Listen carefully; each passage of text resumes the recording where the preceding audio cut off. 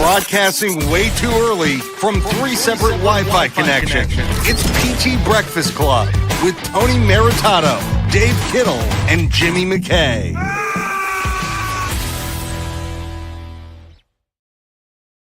Good morning, Tony Maritato. I'm Jimmy McKay. Dave Kittle is somewhere hanging out with MICKEY, MOU, Mickey Mouse, Donald Duck, Mickey Mouse. He's in Disney World, which I think is a... Oh, I didn't know that. Didn't anybody say he's in Florida? I just assume everybody who goes to Florida is going to Disney World. Maybe I'm making things up, which... I know he was. I didn't know if he was still there. Pre-8:30 in the morning. I'm telling you what. Yeah, we're going to Disney today. I'm out this morning. Yeah, I didn't make that up. He refuses to admit it. He is going to be one of the New Yorkers that is moving to Florida. Yeah. He is going to leave. Who was I talking to yesterday? I was talking to someone and I go, I live in Florida. I go, but where are you from? He's like, Florida. I go, where are you from? He's like, Ohio. When I moved to South Carolina because I was running a radio station and I was like, I'm going to be a PT now. And I was taking like one or two classes at a time to get my prereqs done. And then my dad, who didn't go to college, was like, wanted to understand. He's like, help me understand. Like, you're taking these classes so you can take more classes. I was like, yeah, you got to like do this and then get that. And he's like, well, why is it taking so long? I was like, well, I have a job and I'm taking one or two. I have to do well in these classes.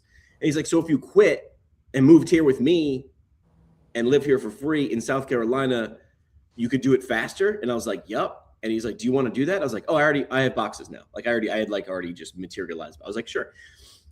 So doing that. And when I got to South Carolina, I was like, I can't wait to meet all these South Carolina, girls. And there were none.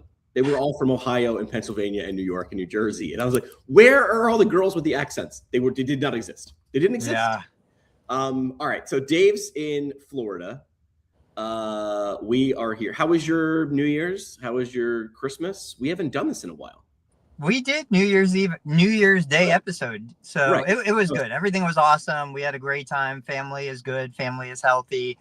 I have officially hit that time in life where I say every day, where did my kids go? Because now like they've grown into men, they're taller than me, they're like doing their own thing. I barely see them. And I can now say, cherish it because it happens too fast. Yeah, that's scary. I hit the official age where we had this like the same little group of people. I mean, I'm still friends with my best friend since second grade. And he's like, we're having a bunch of the dudes over, and the dudes are all friends we were friends with since elementary school and middle school and high school, and their wives and their kids now who are now in college. And I'm like, I'm weird Uncle Jimmy who has no wife or kids.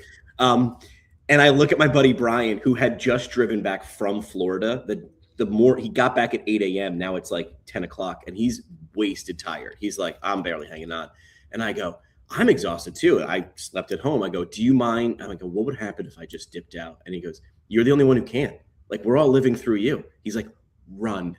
And I dipped out and I get a text message from his wife as I'm pulling in my driveway, like, you're a loser. But I was like, it's 10:30 and I don't want to be awake. So I don't have to. What am I proving? I know what midnight looks like and I know how to count backwards from 10. Nothing changes in the new year because we still need to pay some bills, Tony. We do. We still need to pay some bills. Let's hear it. So here's the thing. One of our new sponsors for the new year is BioFreeze Your Feelings, for the clinician who's just got a 1-star review on Google and took it so personally. Apply BioFreeze for your feelings. It's not BioFreeze. This is BioFreeze for your feelings. Now in Cryo Cucumber Scent. And this is what happens. Just apply it directly to your feel. I'm not really sure anatomically where your feelings are located, but you just smush it all over the place, and it'll just take that 1-star review away from everybody. So let's start with that one conversation that someone had where they were thinking about maybe. I almost wanted to make this a mailbag segment. Maybe we should make it a mailbag segment. Let's do that. It's mailbag time. Real questions, real people. No bots allowed. Gonna do the screenshot of the actual post, but like maybe we'll spare the person because we see these posts pretty often. And this person was essentially like, I'm thinking about maybe starting a business. So I'm overwhelmed. Yeah. That was the thing. I'm already overwhelmed thinking about it. I'll read. I'm looking for a mentor who can guide me step by step from paperwork to opening day, little by little, or advice on companies that can handle the setup for me and make the process easier. So you don't want to run a business. It sounds like you want to have a business run for you. You want to skip running it to owning it. So I would take out a loan 3 times the size as normal, and then factor in that loan someone to run the business you would like to buy. I don't know. Like, is this person is obviously they're named Humble Sunflower, so they're talking. Dave would appreciate their speaking anonymously, but then 30 people chime in. Don't be discouraged by the naysayers. There's still plenty of this person from only the information we have. This is the wrong person to start a business, right? I think you have to go from that narrative of if you're overwhelmed now, what's down the road. Now, on the flip side, right? Because I'm the one that shared that post with you guys.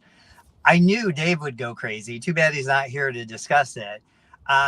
But then look, we're physical therapists, right? We understand baby steps and acclimating. I know somebody who, wants to run their first 5K, wants to run their first marathon, wants to take that first step, like to an infant, to a toddler. I guess it's a toddler. Taking those first steps, learning to crawl before you can walk. Like, I get it. I don't know. And I think this leads into the post that both Jared Hall created and Richard Severin kind of came on with, which is, okay, we're in this field of physical therapy. We're making decisions constantly. People in a cognitively heavy, I think that was kind of the way they said it, yep. Profession need mental rest breaks. And I had to read the posts a bunch of times and I still can't put a coherent response to it. But basically they were saying, well, if you're making all these cognitive decisions, you need breaks, and maybe we do a 3-hour work, like chunk of work, and then we take 45 minutes off, and then we work another 3 and take another hour off. And they're looking for ways to change the workload. And my question is, and this is where my age obviously shows, whether we're talking about somebody who wants to start a business who feels overwhelmed, we're talking about a practicing clinician who I think they're saying feels overwhelmed. Is it that the situation is actually overwhelming, or is it that the person hasn't developed the skills and the capacity to handle the cognitive load? Right. And that's where I go back to last week. I was in the clinic by myself. I saw a full caseload that's normally split between 2 therapists. Like, was it hard? Yeah, it was, but I didn't feel like, like I was going to collapse or I was going to have a mental breakdown. Now, I couldn't have done that as a new grad. Like, you build capacity. I can't run, a mile if I haven't run a block, but there's also humans that are running 26 miles. Like, there's a variation in all of this. I just think it kind of, we have to take context into account. And I don't think we need to baby or coddle or, tell people that they're too weak to handle it. Yeah. Like, build the reps. What do you think? I, of course, have to sound like old man Jimmy and default to what I knew, because I never ran a clinic, but I did run a radio station. And I understand those are similar, not the same. I kept waiting for the day when I'd be ready to run the radio station until my boss, who was leaving, was like, dude, you've been doing it for 6 months. I've been stepping away. Like, stuff has gone sideways. So the only way for me to have gotten there was a mentor who essentially was like, I'm not even going to tell you that I'm taking the training wheels off. I'm just going to start doing it. You're never ready. You're never ready. Right. But from the second one-on-one meeting I had with this boss, he's like, what do you really want to do in your career? And I felt scary telling the guy, I'd like to have not necessarily your job, but I'd like to have your job eventually. And he was like, good, say it out loud. Otherwise it doesn't happen. From then on, I think secretly he was like pushing me, because he was like, that's my job. But I always wanted it. I never felt overwhelmed. I always felt like a healthy respect for, well, I'm not ready yet. It wasn't like I'm overwhelmed. It was like, well, Chris is super smart. He's way smart. I'll never be that smart, but like eventually I will. Until he was like, dude, it's running a radio station. This is not rocket surgery. No one's going to die if you screw this up. Right. And I was like, oh yeah, my dad even said that to me. My dad was a firefighter, like in New York City. He was like, is anyone gonna die if you have a really bad day at work? And when he said that, I was like, no. Stress level went from here to like, do you ever run a radio station? Like, so that was my immediate response when I read Richard's post. I was like, we're not, generally speaking, we're not making life or death situations. Right. Now, again, it's context dependent. You know, he talks a lot about like vital signs and he seems to work with a very medically complex population. Oh, yes. And if I was in that world, yeah, like I want to take mental breaks. My world is not that world. My patients are driving to the clinic. They're dressing, bathing, feeding themselves. They're living in the community. Yeah, they just have nuisance conditions that they want to work through. So I think that's a big part of it. The other part is, are we in a situation where people are verbalizing things that we all thought, but we didn't say? Yeah. I feel overwhelmed, but I don't have to tell people I feel it. I just internalize it and I work through it. Like, they want a mentor. I wanted a mentor. The mentor didn't exist at that time. This was pretty much pre-internet, pre-social media, pre all that stuff. So I don't know. It's so hard to look at those situations, and everybody says the same thing. If I knew how challenging, how hard it was going to be to start a business, I probably never would have done it. But I just took the leap and I dealt with it as the things were coming at me. Dan says, person sounds like they don't have a written business plan. Yeah, it's fine. Just a dream.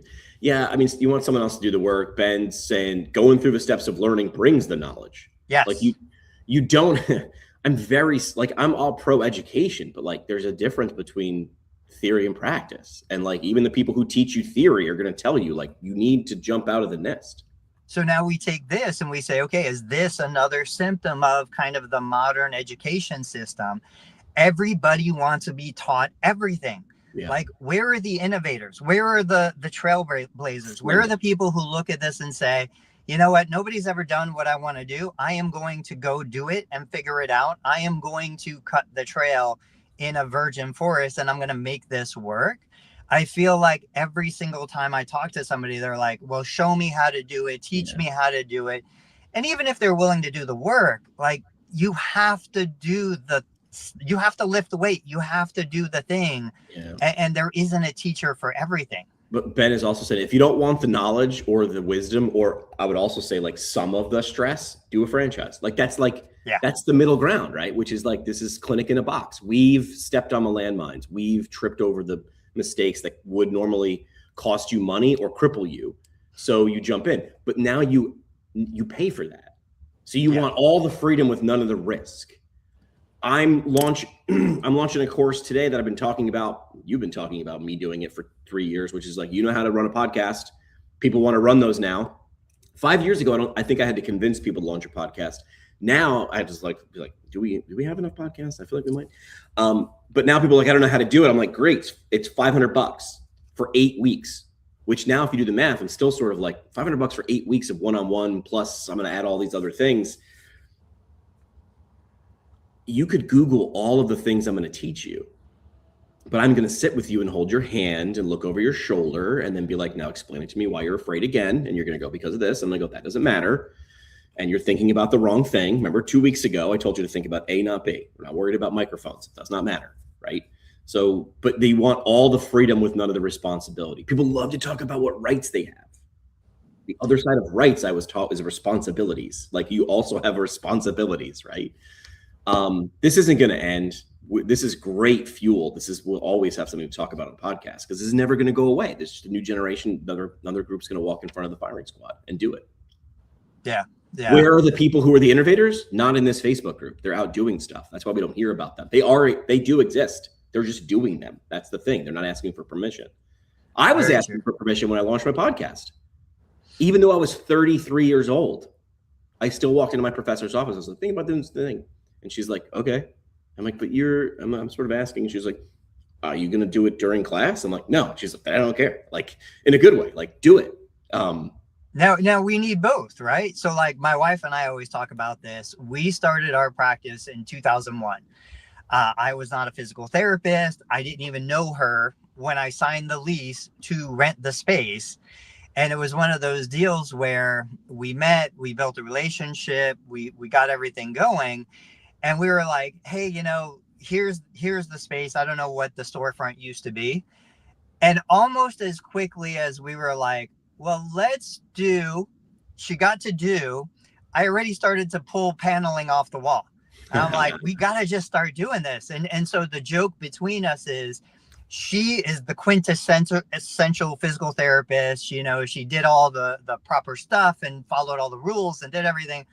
She was like, I would still be thinking about if I should remove the panel, and you've already ripped down the drywall. Right. You know, like with zero plan on what's next. Are you the original Alex and Layla Hormozi? Perhaps, but we were never that successful.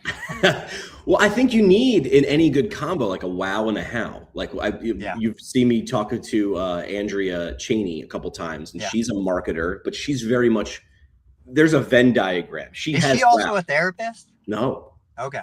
But she's worked in the healthcare space enough, and she's like, I like putting these efforts into something I feel like is good. But she's not a therapist. She's very how. So she looked at me the first time we ever worked together. We got like dropped in the room, and both of us were looking at each other like, why are there two of us here? And we didn't know why. The person who put us in the same room was like, just figure it out. And then we looked at each other like, what are we supposed to do? And I remember it was like the Spider-Man meme. Like, I'm pointing at her, she's pointing at me. And I remember being like, I don't want your job. Like, I'm not going to be good at what you're good at. But conversely, I am a therapist. It was a therapy company, and I'm more all over the place. And once we like sniffed each other around a little bit, we're like, got it. Okay, yeah, now this is how we work together. We figured that out. But like, that's a good team, I think. You need to be able to operate independently, but also play well with others. So back to the original post. Yeah. I think a situation like that, what needs to happen is, you don't know what you don't know. And agreed, that's overwhelming. You just accept the overwhelm. You accept that feeling. You accept the feeling of you're going to make mistakes. You start doing stuff. And as you start to do stuff, now you have information, because you can't even go to somebody. Like, I get questions all the time. I'm sure it's the same. What do I do? How do I do this? I'm like, it doesn't matter if I even spoon feed you the information. You don't know how to use it. Right. If you want to go down that road, you start doing it. You know you're going to make mistakes. As Jimmy said, you're not going to kill anyone. It's okay. And you then have information when you mess something up to go back. I can't even tell you how many times I do something and they're like, you need a permit to do that. I'm like, okay, I'll go get a permit. You need a license to do that. What? That's stupid, but okay, that's what I need. Like, I will figure it out as I go. Yeah. Steven Johnson's, this guy wrote a book called I can't remember the name of the book, but his concept is called the adjacent possible. He's like, the world is a giant chessboard, just squares upon square in infinite directions. And wherever you're standing, it's because someone 49,000 squares before learned how to create electricity. So now you're standing in the adjacent possible, and you have 1, 2, 3, 4, 5, 6. You have 8 options. That's how chessboards work. You're standing. And then because AI now is here, I can take one step forward here. And now I have 8 new options, because now these options, I have go back to where I was, and I have go forward in all these. And you're just continually, but most of it is standing on the shoulder of giants. But I have to walk my own walk, right? We all have access to laptops and electricity, but somebody built Apple and somebody didn't, right? It's because they put their unique spin on that adjacent possible. You can only take one step. That was his simplification of like how innovation was made. Where good ideas come from. Steven Johnson. That was the name of the book. Adjacent possible. I actually wrote a note down, Tony, and didn't just interrupt someone and start talking. That's my 2026. So listen, this person will or will not be good at business, and it's going to be determined if they take the leap or not, or they're going to be at a dinner party 6 years from now saying, I should have done it. I would have done it. I would have been great. And like, we're only going to know if you do it.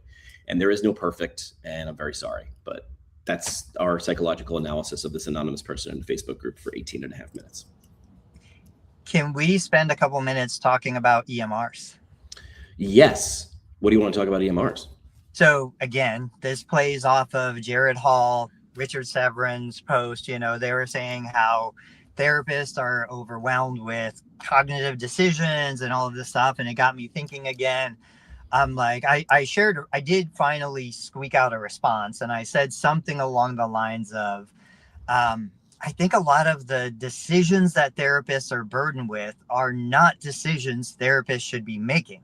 Like this stuff should all be automated, which brings me back to the EMR. Now, I am happy. I'm satisfied with the EMR that I have. I have nothing negative to say.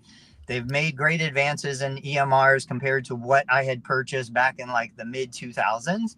But even with that, we went to Cheesecake Factory Sunday after church to like celebrate the end of the holiday and kids going back to school and stuff. I'm like, again, I scan the barcode, I scan the QR code, and I pay my bill. I don't have to bother the server. He's busy with other stuff. Why do I not have that integrated into the EMR already? The EMR has so much information. I just want to tease a couple of things and see what you think about this. My EMR already knows what visit number it is. It already knows the date. So like if the patient, it already knows the diagnosis code. So if the patient is coming for left shoulder pain, non-surgical case, they haven't been seen for 2 weeks, I might have a different treatment plan scheduled for that day compared to the patient who is just here 48 hours ago with the same condition. My EMR knows when a payment is processed through a third-party payer. It knows the allowed amount, it knows the billed amount, it knows the patient responsibility. It also knows the plan name, the policy. It has information and context. Why is it not applying that information forward? Why is it not making recommendations? And what it got me thinking about was an airline pilot has autopilot that's making thousands of adjustments while it flies the plane from New York to LAX. Tesla can drive across the country making thousands of life and death decisions every second of the trip. Why is my EMR still in 2026 just collecting information and not doing anything to make the therapist's life better, to support the clinical decision making? It has access to millions of data points, and I still feel like it's a dumb piece of software that just sits there and collects information that could be so valuable. So if the therapist is overloaded, maybe it's because we're not using technology that already exists in multiple different professions. We're standing between the information and the EMR and the use of the EMR. It's like waiting for us to. Do you want to know one of the things that made me sweatiest when I was in a clinic? What? Is doing the math on when someone had surgery and how many days it had been. Yes. I was like, heck, because I got to be honest with you, Tony. You asked me what date it is. 98.9% of the time, I know what month it is. Date, not a clue. Could be the 2nd, could be the 17th. I don't know. I know it's Tuesday. I always know what day of the week it is, but what date? That person knows when their surgery was. They know that date. It's important to them.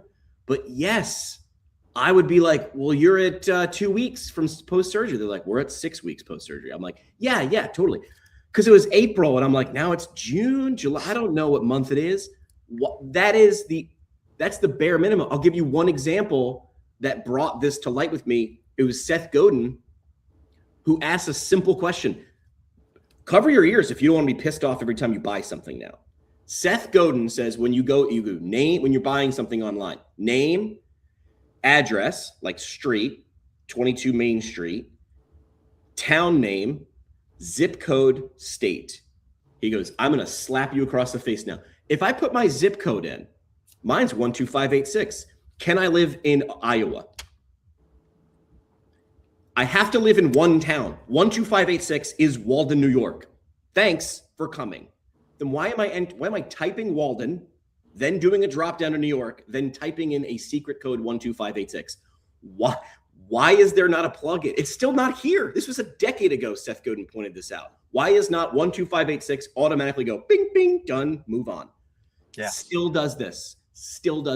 EMR, same thing, right? There's a bunch of things that as soon as you do one thing, 72 other things are also true. And we put that load on me having to think about it, go through this paper thing or scroll backwards and do this dumb, you know how dumb we look when we're looking at spreadsheets on a computer? That's the dumbest face ever. So yes, to everything that you just said. So what's the problem? Do EMR companies not know how to do this? Do they not want to do it? Because where's the hitch in the giddy up? So, and I don't want to beat up the EMR companies because we know the guys behind the companies. I know they're working like crazy. I know they're trying to make things better constantly. And I know they're smart guys. They see this stuff. So I don't know. Is it okay? Kodak had the digital camera, but they weren't the ones that brought it out. The ice harvesters weren't the ones that created the refrigerator. I don't know. I wonder if it's still that their focus is someplace else because they're not therapists. They're not in the clinic. They're not dealing with the day to day. Even the best of the best EMR companies, they don't have that connection. Like they don't know how important it is or how useful it would be, or they physically can't be done. I think that. So what I've always been told is two things. One, they're working on other priorities. They can't do everything, and I get it. Understood. I sent my EMR company a message the other day. I'm like, hey guys, you made a change. I'm sure there's a reason for the change. I'm sure people love this change. I can't stand this change. This change just put 3 or 4 more clicks and 3 or 4 more screens between me and getting the information that I need. Right. I know you can't change everything for every individual. If there's a way for me to roll back this change, I'll do it. If not, I'll deal with it. That's the customer experience, I think, for most of us. Yeah. Give me the best you got. I'll deal with it. I'll figure out a way to work around the changes you're making. Yeah. But I every time I talk to them, they say they're working on other things, which I know they are. I just don't think those are the things that necessarily have the biggest impact for me as the therapist. Right. Ben brings up a good point. For decades only. So I want to do this one first. For ROI, return on investment development, what more do they make if they do this versus they don't? At some point, where is the return from them? Well, at some point when someone else, my answer would be when someone else does it and is doing it smoother, I'm going to start thinking of leaving. So it's like, I'm not married, but like if I didn't pick up my underpants enough times, eventually I'd piss off the person I was with. They'd be like, you know what? That guy over there picks up his underpants. So I'm going to go. So you're right. Nothing in the immediate time, except most of the EMRs are pretty close, right? Like they're pretty close, right? They're not crazy far apart. Like there's not one on the market that has an AI scribe and none of the others do. They're all like, they're doing this, right? This is an arms race. For decades, the only person in EMR was billing. Therefore, the focus is not of clinical or health management. Agreed. Except now we know how decisions are made. I was just watching a video with, what is Rory's last name? I never remember his name. Sutherland. And he was like, please stop thinking we make logical decisions. We make emotional decisions and then we invent a logical story to justify that. I don't care if you're in the C-suite or you're in the pit. Things are changing, newer systems, older systems wrap around will start to do what you're saying. The person who does it first will do better. I was going to say win, but I'll say, in my opinion, the person who starts to pay attention to the stuff that doesn't matter actually wins. Like the Microsoft Zune. Are you familiar, Tony? No. Microsoft had their own MP3 player. I can't remember, a year before the iPod. It was out. But in all intents and purposes, it had better sound. If you asked like sound people, soundophiles, it had better sound. It had better compression, which made you hold more songs per Zune device. It's a plug-in device. Do you want to know why it lost? It was better in all intents and purposes. All better battery life, better this, better that. Steve Jobs walked out on stage and said 1,000 songs in your pocket. And Bill Gates said 1.21 gigawatt per blah, blah, blah, blah, blah, blah. Better sound. Better sound is negligible. It's barely able, but 1,000 songs in my pocket. And how do I access all those songs? I could go down, down, down, down, down, down, down, down, down, down, down, or he made it a wheel and you could whip through those things. David had 2 Zunes. That's like bad squared. That's not good. That's squared. No, I was kidding. But for all intents and purposes, they were better, but someone didn't explain it right. So my reason for bringing that up to Ben is that's cool, bro. Except the one who does it will get more people buying it. There's your return on investment, in my opinion. And I agree, because I think that's what we see in healthcare. I don't have to be much better, if any better, than the clinic across the street. There's a clinic across the street, a clinic down the road. As long as we all suck, nobody has to get better. Yes. And it's easy to run a sucky clinic. Yes, you it know, is. now when somebody comes in who is like orders of magnitude better, it is a completely different experience. Now we have to elevate. Now we have to improve. Yeah. From my perspective, the biggest innovation I saw in EMRs was when Luna came out and a therapist could just talk on the phone and do their documentation that way. Oh, yeah. You know, like that was blowing people's minds. That was completely changing things. The problem there is it's still, I think, retro instead of proactive, meaning like I don't need an EMR to capture information. I need an EMR to be my predictive assistant, to look ahead, to look at the past information and give me resources like a true autopilot. Even if you don't want to take away my clinical decision making, you can make recommendations to say, hey, this is what's been done. This is what's going on. Here are multiple data points that I recommend you consider doing in the future. You know, and like you said, don't wait for me to try and figure out how many weeks it's been since surgery. Tell me, because this is a post-surgical case. Like, these are the things that are important to me. Give me those resources so I can see a mile down the hill. I gotta be honest. I know nothing about technology, but my Peloton bike knows a ton about me. It's like, since in the last 3 weeks, your average watts have gone up, blah, blah, blah. I'm like, oh, so you did something with a date and a delta of watts over a certain time, and now you're giving me that result. I don't disagree with what Ben is saying here. Leaving an EHR is painful, operational, financially. Here's the thing. I don't know if anybody loves their EHR. So we're all married, but we're dating, and we're looking for the next one. You talked about seeing into the future, not just seeing into the past, which brings us to our next sponsor, which is the CPT code Crystal Ball. Wouldn't this be a great addition? Prompt is going to buy this next.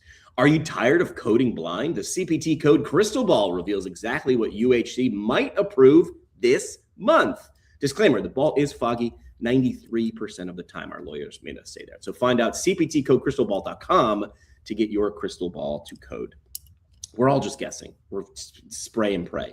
I want to talk about golf. Okay. I don't remember what golf. This is some golf course. I don't even know what golf course this was. And this was posted on like January 1st or January 2nd. And this is some golf course. It looks very nice. I'll describe the image for the podcast audience. It's like a nice sand. It's not a sand trap. It's a waste area, but it's just sand. It looks near the ocean. It's just got that vibe, lush grass, one tree on the horizon. And they're like, hey, everybody, all tee times for 2026 have been filled. Thanks for coming out. January 2nd. What does that do for cash flow? Let's just talk about what that does for a golf course for a second. Cash flow. We cannot accept any more people because you could only have, I can't remember. I used to know like the appropriate amount of time between tee times. Do you golfer, Tony?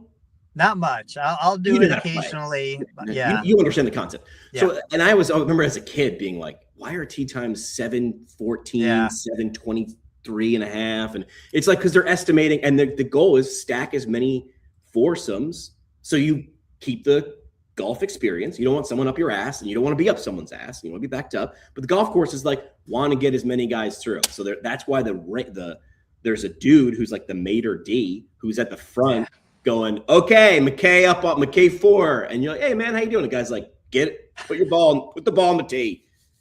Do the yippity yap later on. Tee off, get out of here. Boom, we're moving along.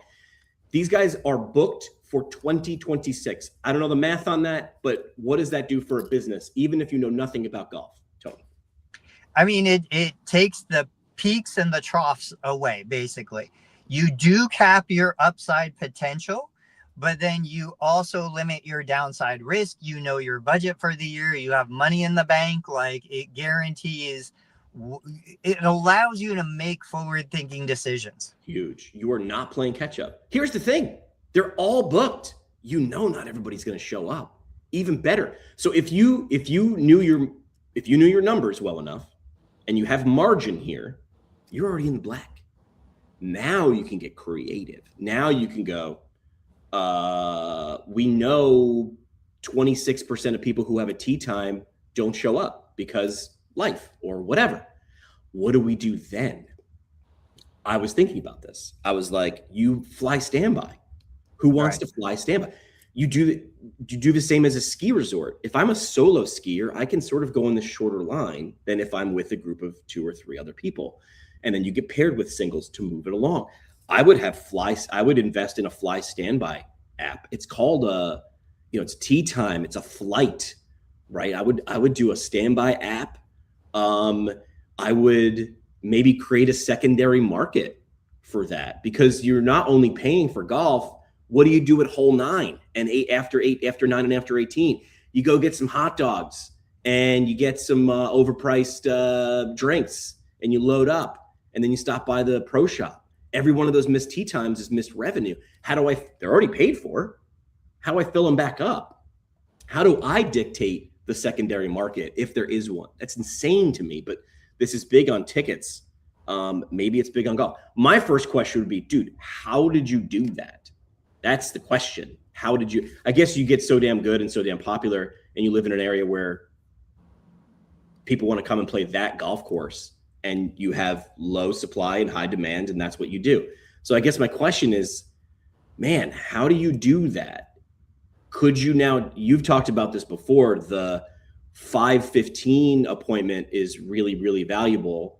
If you're in PEDS, the 3:47 tee time is more valuable, because I don't want to go home and then bring my kid to therapy. I want to go to school, bring them to therapy, sit in the parking lot while they're doing therapy, then get them out of there and then go home. How do you structure this? I know that golf courses will sometimes do this, which is like, if you tee off late in the day, they're like, all right, we'll knock a couple bucks off of it, because most of the day's over and we know we said. So what do you think is in 2026? I think flexible pricing and timing is definitely on the horizon.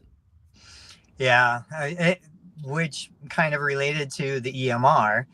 My EMR knows when I've got somebody who cancels more frequently than somebody else. Why is my EMR not adjusting in real time? Why is my EMR not utilizing this schedule management system to understand? And back to, like, how ridiculous. Okay, if we're going to bill, 8 to 22 minute CPT codes, why am I scheduling everybody on the 40-minute, the 60-minute? Like, why is that? Somebody asked a question, and Jared and Richard both said the same thing. Like, if we weren't billing on CPT code units, what would the system look like? How could we make this different? If somebody's got a $45 copay, is there an opportunity for me to come in with shorter visits that would actually cost less than $45 copay, that would still make me more per minute of time, but would allow us to kind of create a win-win-win situation? I can't do that if I don't have a flexible scheduling system. And if my front desk or my EMR or everything is built around 30-minute spot, 40-minute spot, 60-minute spot, without the 7.5-minute spot, 7:31, why can't I schedule an appointment for 7 minutes and 31 seconds if it's the time rules? I mean, right. It's just, we are not building efficient systems. It was very unique and jarring to me when I started. I'm going to make a point to come back to this. I promise. It's going to sound like I'm going away, but I'm going to twist it. I'm going to slice it on back. Don't worry about it. Going to PT conferences and then being asked to speak at them.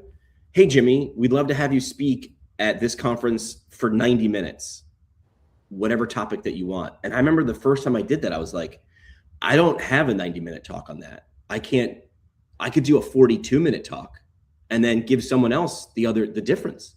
And they were like, no, we need to fill 90. And that's when I was like, oh, you're in the fill 90 game. Yeah. I'm in the good talk per minute game, because I want the audience to leave wanting more. Here's how it worked in radio. And I've said this to people who run conferences, but they're in the fill 90 minute. They want to just get the thing filled and then start putting butts in seats. I'm in the put the better thing on stage. If Tony hosted the morning show and Jimmy was a budding radio DJ, I'd walk by Tony after he got off the air. It's like, that was a really great show, Tony. Step one, kiss his butt. That was great, man. You guys are great. Hey, I got an idea. Hey, I got an idea for you. And you're like, all right, man, listen, bro, I got 7 minutes. What do you got?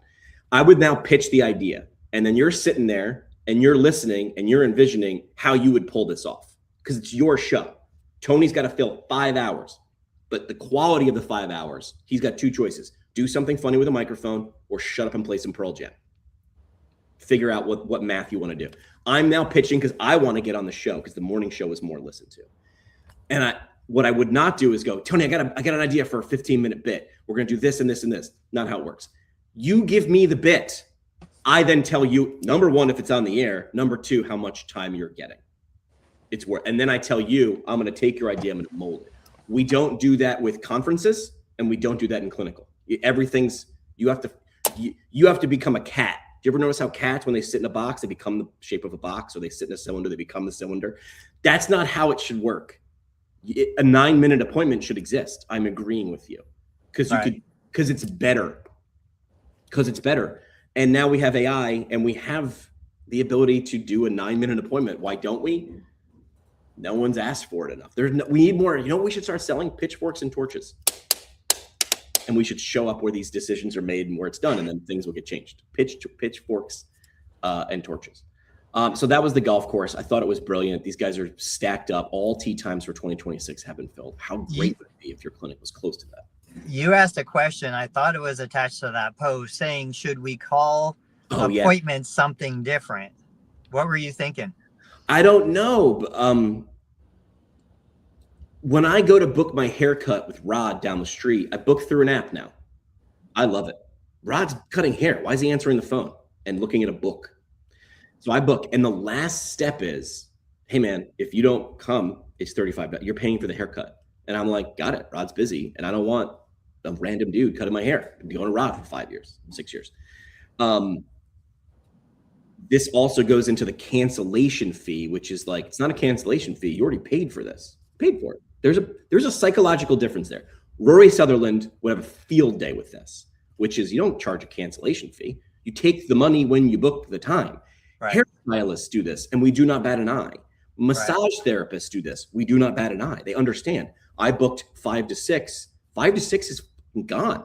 I cannot now make money. And if I were right at the line between breaking even and making money and feeding my family, you have now caused me to, sorry, little Timmy, not enough coal to keep you warm tomorrow. But for some reason in healthcare, I think it's because there's a third person in the room, right? That's probably the issue. So yeah, I guess a tee time is you have bought the permission, the right to stand at hole 1 at 7:03. At 7:15, tough shit. Can't do it. Can't fit you in. Look at all the people. But we don't do that. So yeah, I guess my question is like, what is it as dumb as changing the name from an appointment to something? I don't know. I got to buy a thesaurus, or I mean, no one's buying thesauruses anymore. They're just going to AI. But like, I don't know. Would a rose by any other name feel different? Is my question. Yeah, I mean, we've talked about requiring prepayment. And we know even with Medicare, you can have a cancellation fee, you can have a no-show policy, you can charge Medicare beneficiaries. What you can't do is you can't force them to pay for something in order to receive the Medicare covered service, but you can have a policy in place for cancellations and no-shows. So then the question is, well, can I have a refundable, something out there? And I would go back and say, again, this is where smart technology, me as the human, maybe I can't keep track of 1,000 patients over a calendar year. But if my AI can create a predictive analysis of, hey, this person based on these individual features are likely to cancel, maybe we can create scheduling systems that accommodate for that. Yep. And if I'm not in an insurance world, 100%, like, taking payment before the patient arrives, taking payment to book the appointment. Absolutely. Like, I can't imagine not doing something like that. Hotels, airlines, maybe Girocket 7 has an idea, which is we call it a PT time. What? Yeah. It was sitting right there the whole time. A PTEE time for the podcast listeners. Like, it's been sitting right there the whole time. You understand this. You know what I was mad about? Did you ever ride one of those things? Not a boat, but a smaller individual one that you ride in the water, personal water. Jet ski? Yeah. motorcycle was there the whole time. No one named it that. When someone pointed that out, I was like, dude, jet ski? That's not a jet ski. That's a motorcycle. But yeah, PT time. Hotels. Like I bet you if I ask ChatGPT right now, create a list of industries where if I say that I'm coming to receive a service or a good, and then I don't show up, that industry sort of doesn't care because like, let me pay. Hotel, past a certain time, it doesn't matter. Like, well, we'll let that room sit empty. You paid for it. Or we'll sell it again because you ain't here, right? And we sort of are pissed, but we're like, oh, I guess so. But for some reason, our time isn't worth it.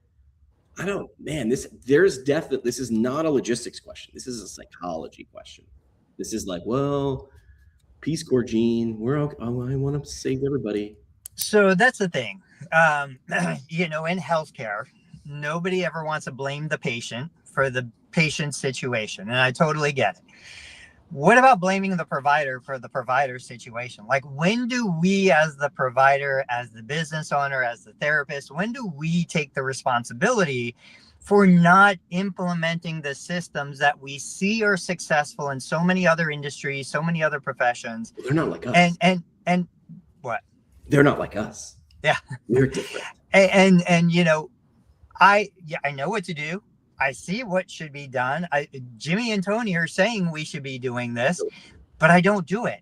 Like, when do we take that responsibility? Now, I know we're coming down 15 minutes. I shared with you, I don't have access to it in the chat, reimbursement rates, right? So like everybody's celebrating this big win. We got an increase in reimbursement rates, which on an absolute basis, I shared my Ohio Medicare rates from 2025 to 2026.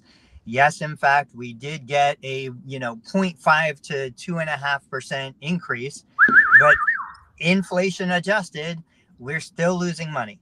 And I'm fine with that. I don't mind because, as much as I'm the greedy, horrible capitalist who wants to make a profit in order to serve my community better, I also recognize that I'm working within a system that's running out of money every single year. And so I want to prioritize bringing the cost of care down.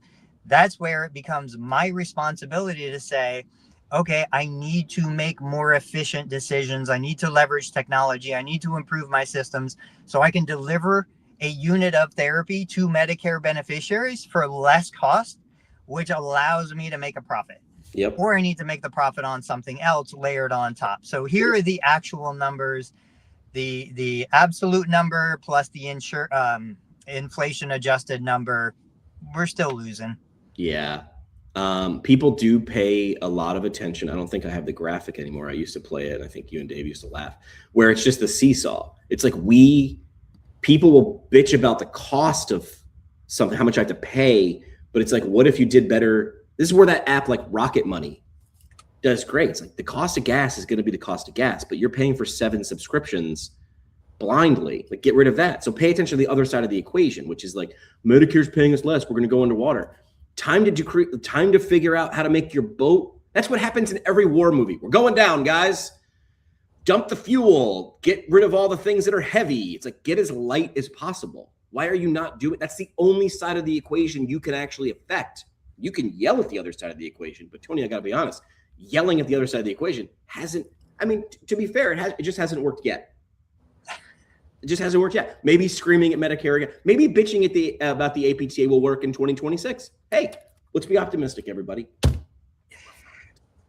I think it falls in like Ramit Sethi talks about, stressing out about a latte on a daily basis, $3, compared to making a bad decision when you're financing a house.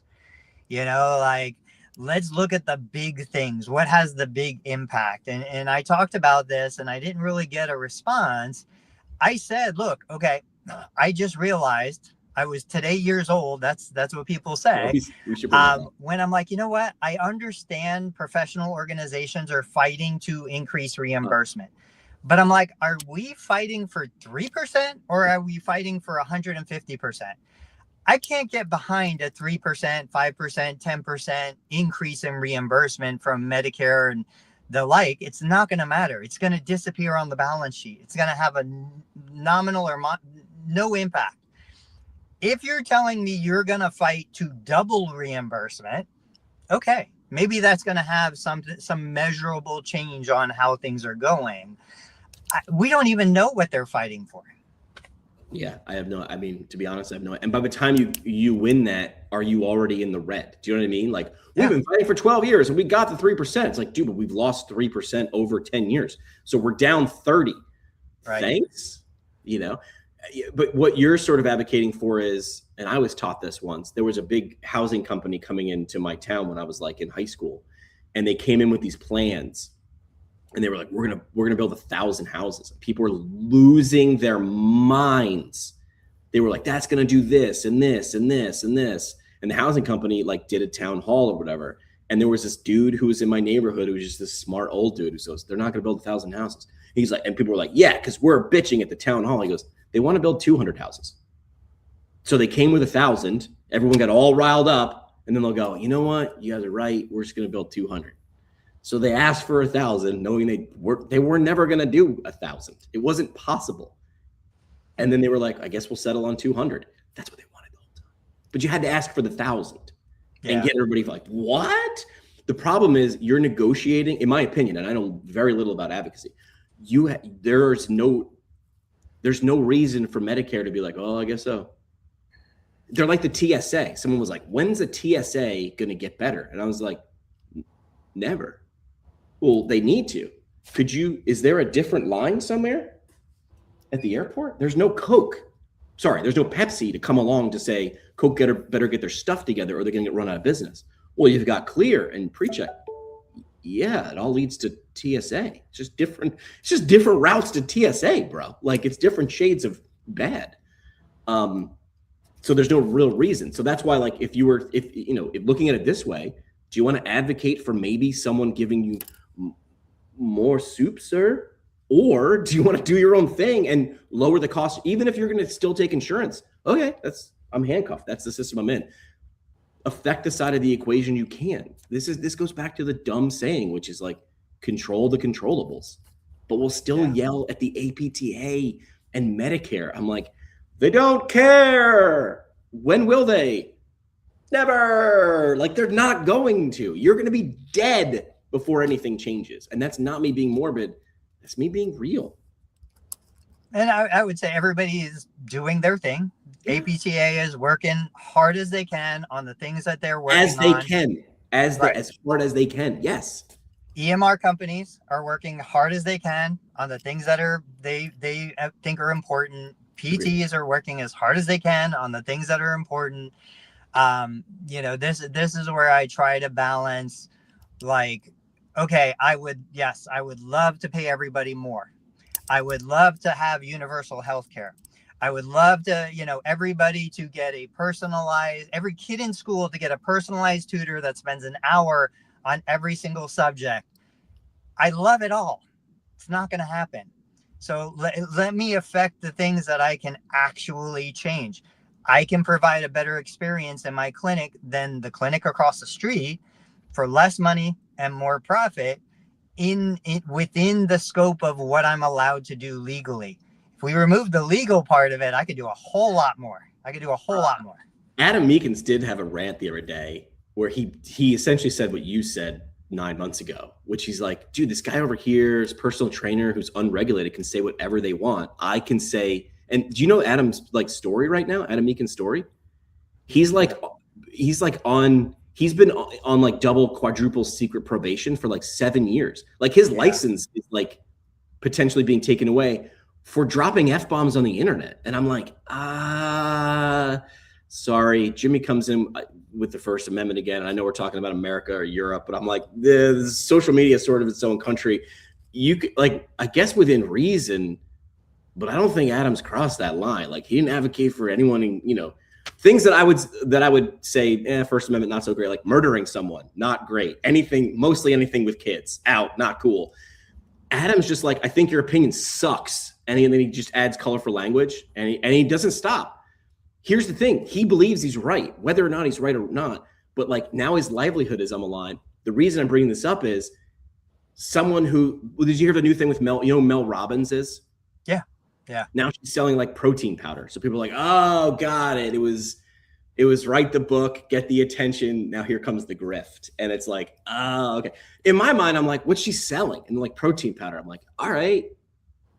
Okay. Like, what's the problem? Like, is she saying it's protein powder and it's not protein powder? No, it's protein powder. Okay. But she's not a dietitian. All right. I can go buy protein powder like in my gas station. Now, if she were selling like, hey, I think you should use this medication, like that's what a controlled substance is in my rudimentary explanation. But she's selling like plant-based protein powder as far as I know. And I'm like, all right, I'm sort of okay with that. Like, but she's doing it in public. Like she's not selling magic beans that she's saying is going to give you muscles and get you swole. I don't know. I'm a little disappointed. Go ahead. I was just going to say, like, I mean, yeah, I love Adam Meakins. I fully support everything he does, everything he says. You know, he's going to question convention, but he's going to bring the research behind it. Correct. And just the fact that he is willing to call people out and he gets sanctioned essentially for it. Okay. Whereas you have way loonier, way crazier, way more absurd people who just keep quiet and hang out in the shadows, you know, who are never going to run into any issues. Not okay. And then in regards to the Mel Robbins thing, like, yeah, that's how business works.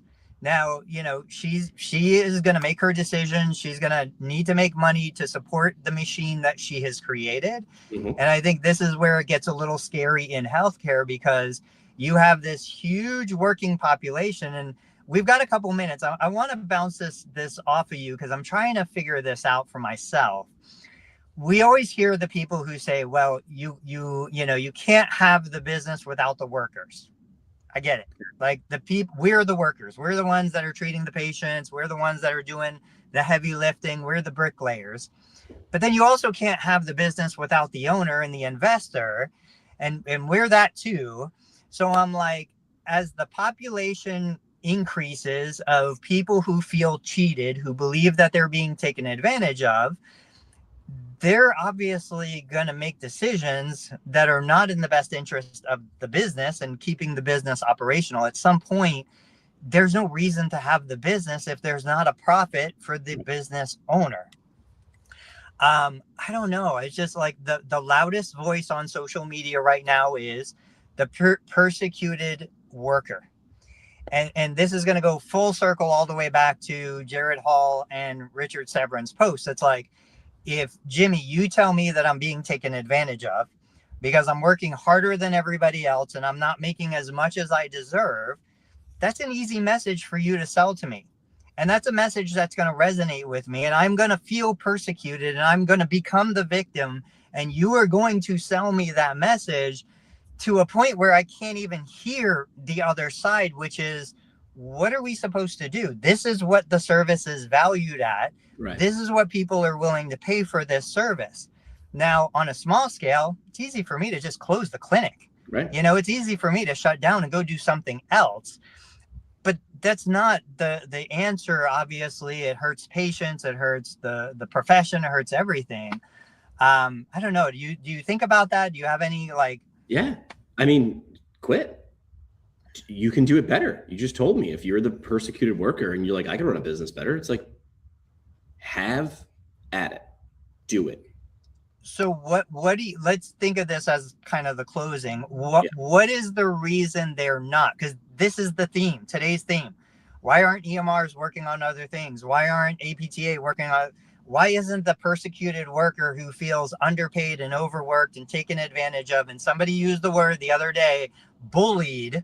Oh, yeah. This is not a bullying situation, but why are they not quitting? Why are they not? Why do you think they're not? Because I don't know why they're not. Pain and fear. It's always an emotion. Pain and fear. What do we want? Change. When do we want it? Now. What are we willing to do to get it? Sing this song instead of just going to do it. Like pain and fear. It's hard and scary, so I won't do it. But I'll complain about where I am. Like I had several of those people on my team before, and I'm like, you can go. I know the guy at the other radio station across the street. Go work. I will give you a glowing recommendation. Go work there. Oh, it's the same there. All right. Well, then call the FCC, get a license, pay $75,000 to $150,000 for music rights, rent a building, do it yourself. So easy. You just explain to me how I'm exploiting you. So easy. So then does that put the business owner in the situation of saying, look, I know you're going to complain no matter what I do, even if I give you, I did it today. Medicare gave us a 2.5% raise. What did I do? I complained about it because it doesn't outpace inflation. I am the employee complaining that I'm overworked and underpaid, and nothing Medicare, you do is going to be enough. So Medicare doesn't care. No. Does the business owner then have to say, look, this is the price of doing business. I'm going to stay in business. You're going to complain. I'm going to do the best that I can, despite you not feeling appreciated. And we're just going to treat patients today. It's not show friends. It's show business. Go cut lawns. Go cut hair. Go walk dogs. This is the physics of this environment, and it is constantly changing. And why don't you yell at gravity, Tony? Dude, gravity's heavy. It's been the same heavy. You've never given us a break, gravity. Even when my grandma was 99 years old, she still had the same gravity than what she had when she was 16 years old. That feels unfair. Tough shit. No one cares. No one cares. Work harder, or I don't necessarily, no one cares work harder. I go choose your heart. Choose it. Does this suck? Yeah. Is it unattainable? Yes. There's the door. You can push or pull. Doesn't matter. Push or pull. Do something else. But the patients, someone else will take care of them. They're going to be okay. It's just not going to be you. That's okay, though. That's okay. I left radio. I loved it until it hit a point where I was like, oh, this is getting bad. I didn't see. This is what I didn't want. This is why I left radio when I left. I knew that I would have been the guy who was old and crusty and pitching, screaming at clouds. So I left. But I looked for the door. I went to go to law school. I went to business school, and then I settled on PT. And now I just talk into microphones again. I chose my heart. I know what I like to do. I thought I could treat patients. I didn't love it. I didn't hate it, but I didn't love it. And I was like, well, can I help people do it a different way? I invented it, for better or for worse. If it's working, I don't know. The lights are on for now. Who knows what the hell is going to happen in 2020? Choose your heart. If you don't like it, go build your own clinic. Or go walk dogs. Do something else. If you hate, this is it. I'm very sorry. This is it. I wish we could just make it rain for everybody who came out of school. We can't. Math doesn't. All right. Parting shot. I think as physical therapists, we understand better than anyone that we are in control of our own decisions. We can affect change in our own life, not in anybody else's life. And so just like if I want to be able to walk across the room, I need to put the work in, I need to make the adjustments. And if I, don't have the capacity to do it, I need to find another way to get across the room.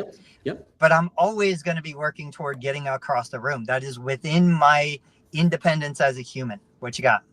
I would say I'll end what I ended with, which is choose your heart. If you honestly don't like it, change settings. And if it's still bad in the other setting and you tried 3 settings, maybe the profession is wrong, or maybe you're on the right team, wrong position.